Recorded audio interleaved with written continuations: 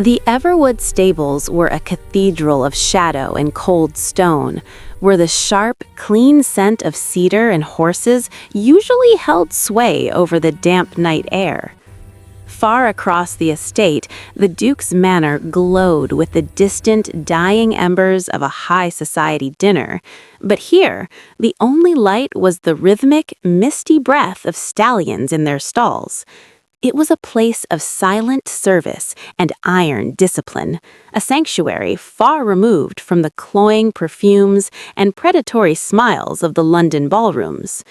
Yet tonight, the heavy stillness was broken by a sharper, more metallic scent, the unmistakable copper tang of fresh blood seeping into the dry winter straw.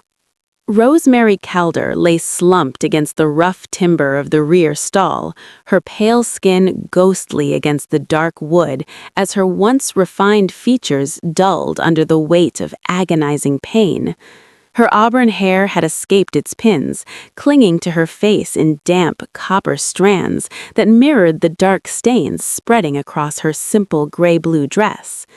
To the world of the ton, Rosemary was the plain sister, the invisible workhorse whose willowy frame was meant only for the background.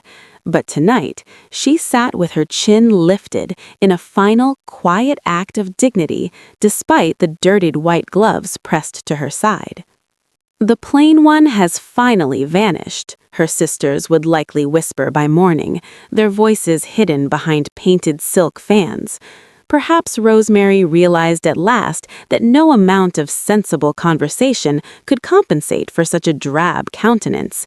It is a mercy to the family, really, a lighthouse of unsuitability finally extinguished. The cruelty of those imagined whispers reached her even here, a familiar litany of being found perpetually wanting. She had been weighed and measured by society for years and discarded as a failure.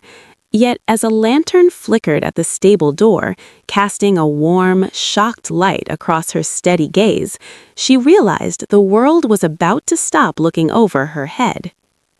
Welcome to the Inner Circle. You're watching Heiress Diaries with Manuscript, where we unlock the high-stakes lives of the elite.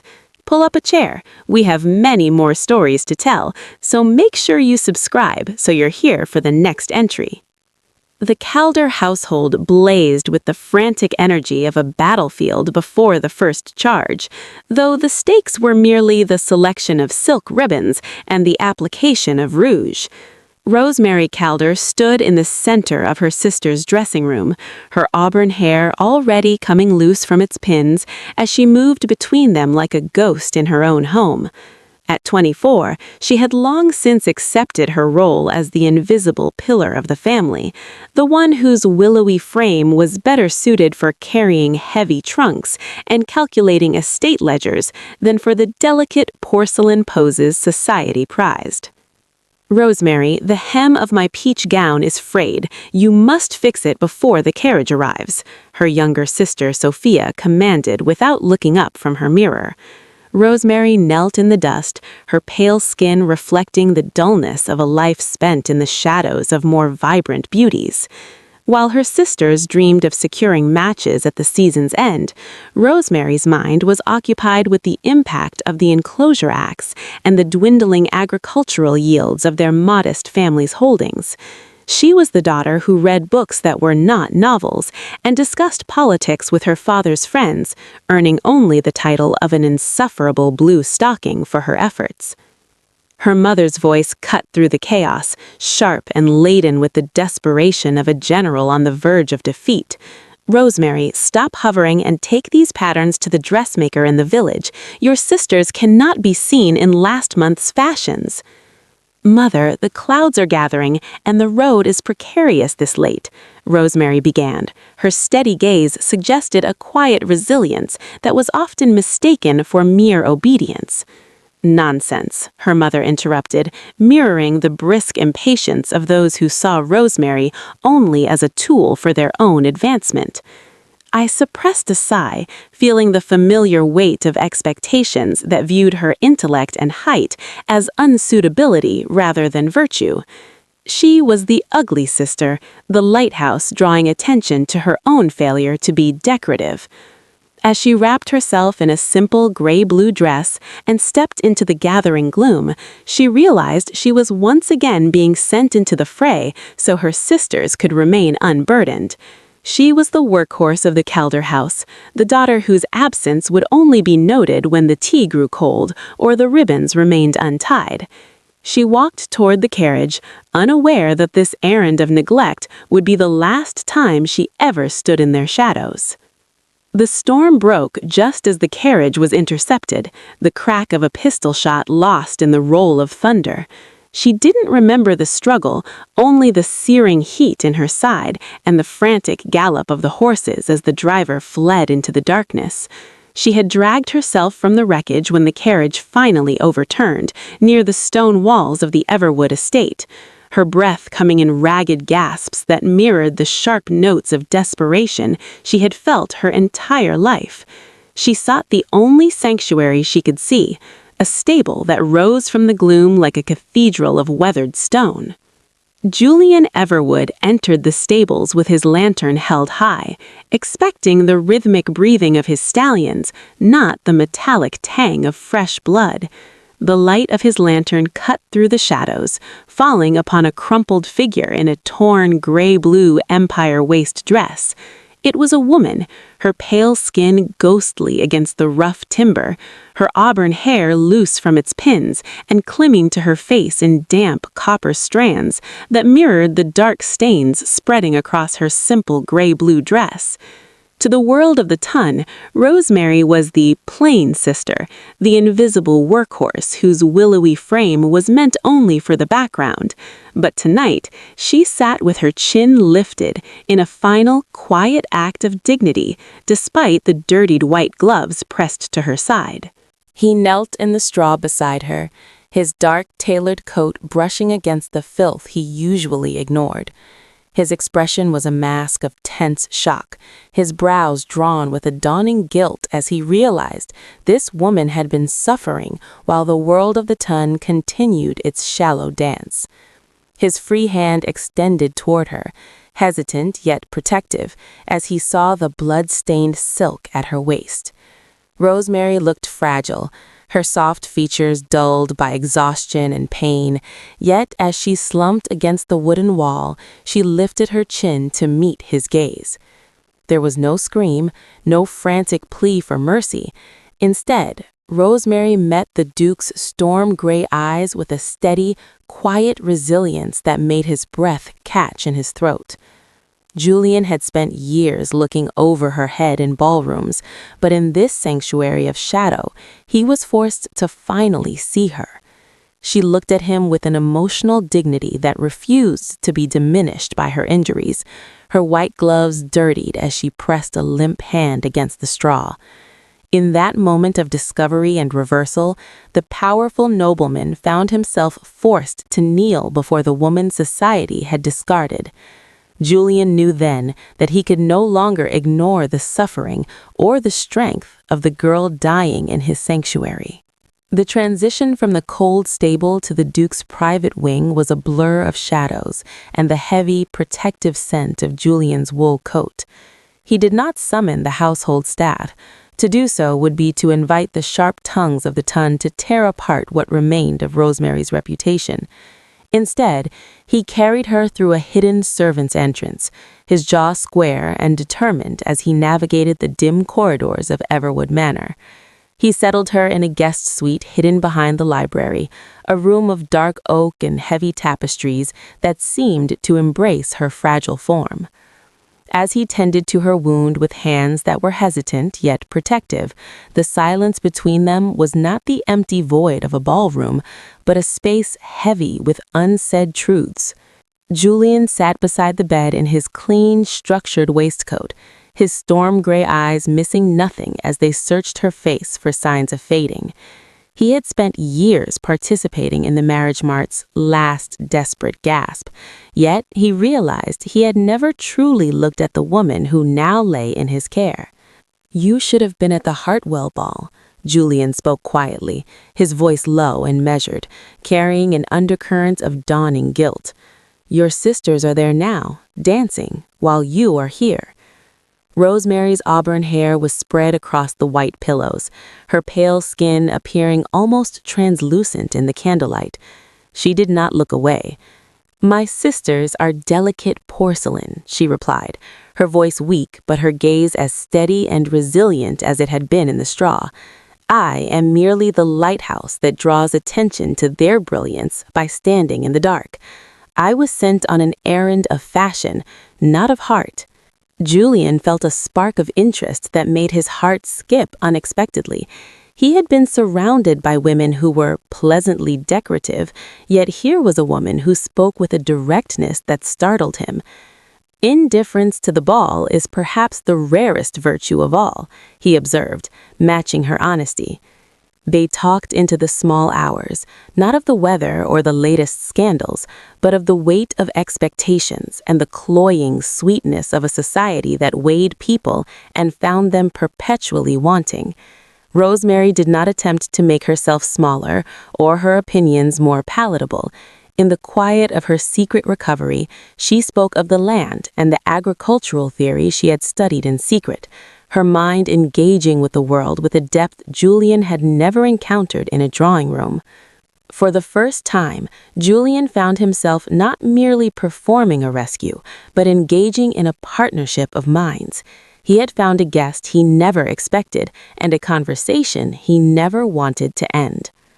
While Rosemary drifted in a fevered sleep, Julian returned to the library guest suite, his eyes drawn to the small, travel-worn satchel he had rescued from the carriage wreckage.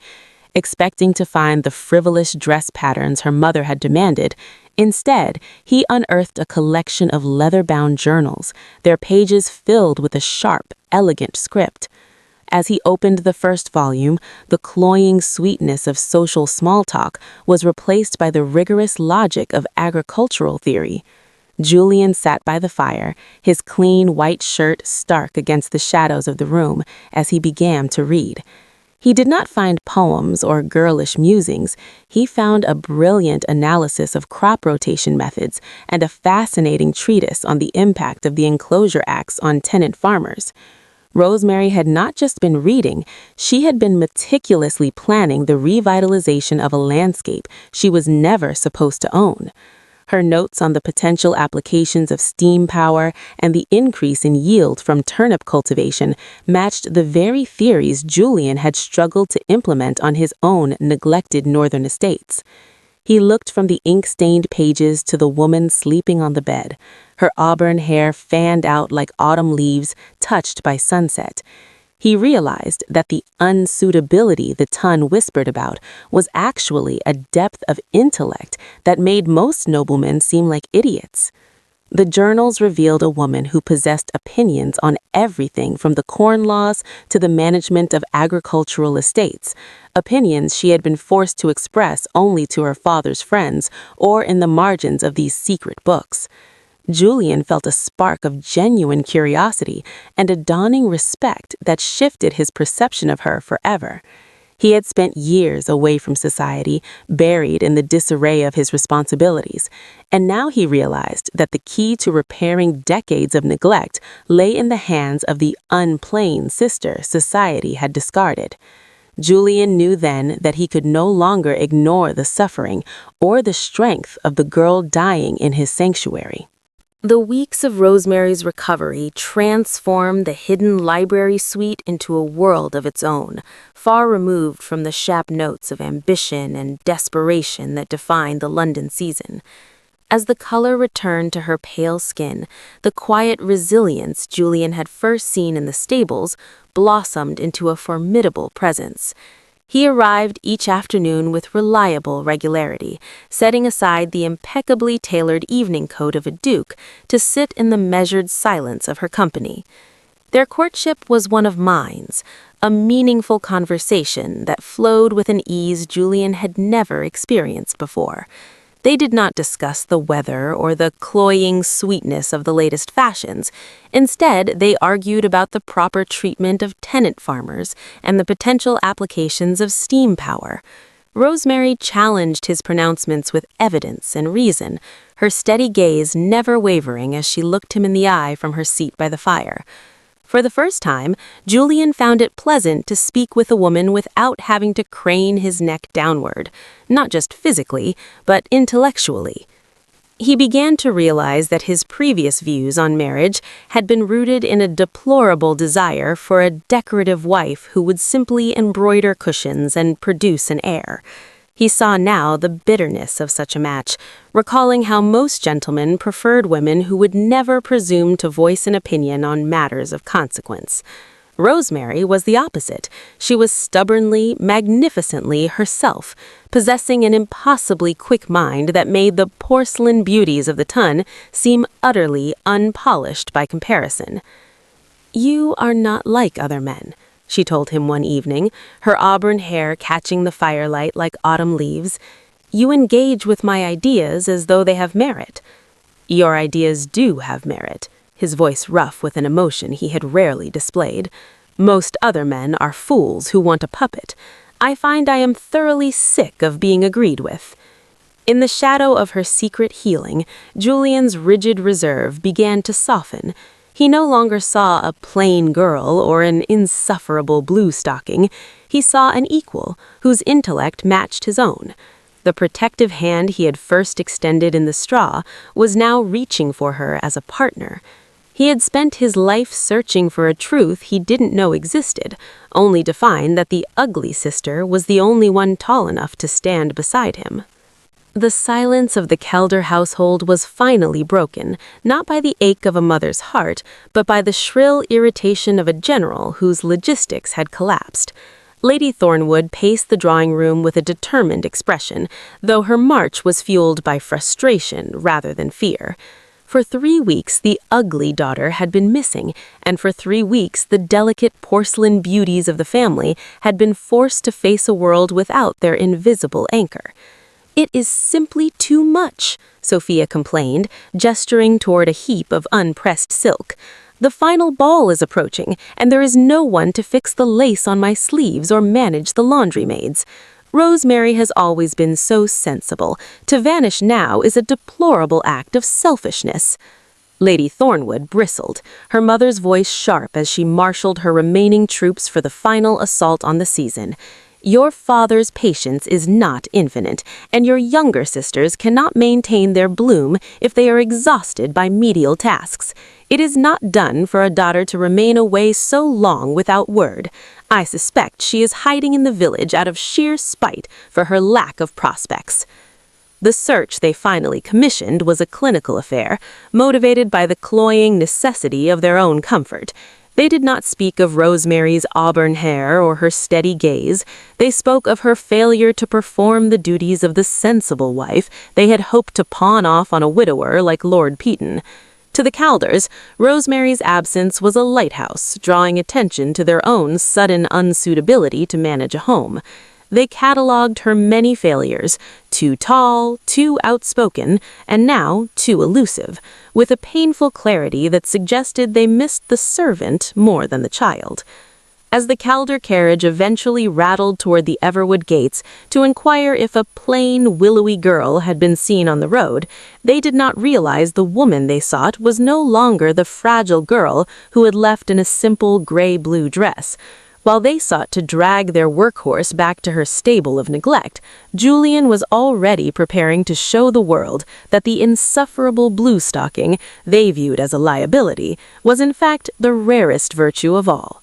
The family's search was the last desperate gasp of their control, unaware that Rosemary had already found a partnership that would ensure she never stood in their shadows again. The proposal did not come with the cloying sweetness of hothouse roses or the performative drama of a man on one knee in a moonlit garden.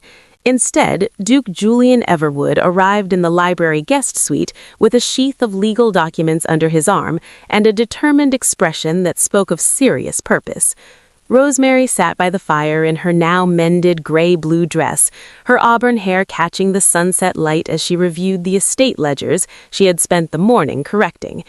The air between them was thick, not with the sharpened notes of ambition, but with the quiet intensity of two minds that had finally found their match. "I have had my solicitors draw up a legal marriage settlement," announced Julian without preamble, spreading the papers across the oak table. He did not look at her with the hesitant pity he had felt in the stable. Instead, his storm-gray eyes were sharp and penetrating, fixed upon her face with an unsettling intensity. "I wish you to review the terms before giving me your answer.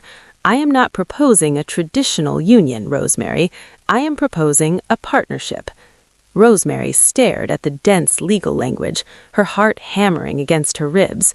She saw provisions for an independent income, control over her own property, and a specified authority regarding the management of the Everwood estates. It was a document that treated her as an equal partner rather than a decorative possession to be weighed and measured. "You are offering me more independence than most wives could dream of," she said slowly, her voice lacking his usual conviction. "Is this out of a sense of dawning guilt for finding me in your straw?" "It is out of necessity," Julian countered, his voice quiet but certain. "I have spent 3 years attempting to repair decades of neglect, and in 3 weeks you have seen further into the truth of my lands than I have in a lifetime. I do not need a woman who will simper at my pronouncements or embroider cushions while the world falls to ruin. I need someone who will challenge me, someone whose mind engages with the world, and someone tall enough to look me in the eye when we argue." He stepped closer, his posture no longer authoritative but almost vulnerable. "I have found that I am thoroughly sick of being agreed with, Rosemary. I love your quick mind and your stubborn refusal to be small. I love that you tell me when I am wrong. I am asking you to be my wife because I have realized that I cannot and will not manage my world without you beside me." Rosemary looked at his extended hand, palm up, an invitation rather than a demand. For the first time, she did not feel like the ugly sister or a lighthouse of unsuitability. She saw a man who saw her completely and chose her because of every unconventional inch of her. Her fingers curled around his palm with a certainty that surprised her. "The honor would be mine, Julian," she whispered. "Let us begin our partnership." The Duchess of Hartwell's ballroom blazed with the light of 1,000 candles, but for the first time in 4 seasons, the cloying sweetness of hothouse roses felt thin and powerless against the arrival of a true storm. Conversations died mid-sentence, and every eye turned toward the entrance as the butler's voice rose to announce the Earl of Winterbourne and his guest. Rosemary stepped into the light, her willowy frame held with a magnificent upright posture that made the delicate porcelain beauties of the marriage mart seem small and insignificant. She wore a gown of ivory silk that made no attempt to disguise her height, her auburn hair crowned with orange blossoms that caught the candlelight like autumn leaves touched by sunset. Beside her, Julian moved with a confident authority, his hand settled at her waist, not as a captor, but as a man who had finally found the partner he had been searching for. The whispers that had once pursued Rosemary, labeling her a lighthouse of unsuitability, now reached her ears as sharp gasps of stunned disbelief. "She has appeared again," Lady Cromwell hissed behind her fan, but the spite in her voice wavered as she took in the full measure of Rosemary's stature and her unreadable, self-assured expression. Rosemary did not look away. She met the gray eyes of the ton with an intensity that made them snap their fans shut. She was no longer the invisible workhorse of the Calder household, and she certainly was not the ugly sister bleeding in the straw. Her family stood frozen near the orchestra, their expressions a mixture of horror and bewilderment. Her mother's face reddened as she watched the daughter she had deemed sensible and sturdy being led onto the floor by the most formidable duke in England. As the waltz began, Julian drew her into the opening movements with an ease that felt natural rather than forced. Rosemary did not stoop to match shorter partners. She danced with a man who matched her stride for stride, his storm-gray eyes fixed upon her face with a softening that made him appear almost vulnerable. "You are not a woman who can be overlooked, Rosemary," Julian murmured as they swept through a turn, his voice dropping so that only she could hear. "Even when you were trying to be." Rosemary laughed softly, a sound of genuine joy that carried on the air, drawing startled glances from the observers. She had spent a lifetime trying to be overlooked, to avoid being found wanting, but tonight she stood stubbornly, magnificently herself. She was the Duchess of the North in all but name, a woman whose intellect matched the Duke's own, proving to the world that the greatest victory was not found in conformity, but in the courage to be exactly who she was meant to be. 20 years had passed since the copper scent of blood first marked the straw of the Everwood stables, yet the memory remained as vivid as the Yorkshire sunset bleeding across the moors. Rosemary sat in the great library of Winterbourne Hall, her auburn hair now touched with elegant silver, but her steady gaze as penetrating as ever. Across the oak table, Julian reviewed the harvest ledgers, his features softened by age, but his posture still possessing that authoritative strength that had once made her breath catch in her throat. "Do you remember what you said to me on the night we met?" Rosemary asked, looking up from a treatise on modern irrigation. Julian set aside his pen, his storm-gray eyes warming with a familiarity that 2 decades had only deepened. "I believe I was too busy being a fool to say much of anything at all. I was a man of status, forced to kneel in the dirt, realizing that the only thing of value in my stable was the woman I had spent 4 seasons ignoring." He rose and crossed to her, leaning against the stone balustrade of the window. Outside, the estates thrived, a living testament to their joint management and the intellectual fire Rosemary had brought to his cold, structured world. They had built a life on choosing partnership over convention and truth over pretense, raising children who were taught to think for themselves rather than simper at the pronouncements of a shallow society. "I spent a lifetime convinced I was a failure because I was too tall and too outspoken," Rosemary whispered, leaning into him with the ease of long habit. "I thought the stable was the end of my story. I didn't realize it was the only place I could truly be found." Julian took her hand, his fingers intertwining with hers as he pressed a kiss to her knuckles. "I did not expect love, Rosemary. I expected a decorative wife to embroider cushions and manage a household with quiet obedience. Instead, I found a partner who challenged me, who stood beside me rather than behind me, and who was tall enough to look me in the eye through every storm." The wind whispered across the moors, carrying the scent of heather and the promise of rain. But inside the library, the air was thick with a contentment that scandalized the ton to this day. They were the Duke and Duchess who argued openly, who managed their lands with a magnificently stubborn intellect, and who had turned a moment of intense vulnerability into a legacy of absolute truth. Julian looked at the woman who had once been the ugly sister bleeding in his straw, and knew that the greatest victory of his life was not the titles or the land, but the courage to kneel and discover the rarest virtue of all. Some stories end, others follow you home. If this one did, subscribe. There's more waiting.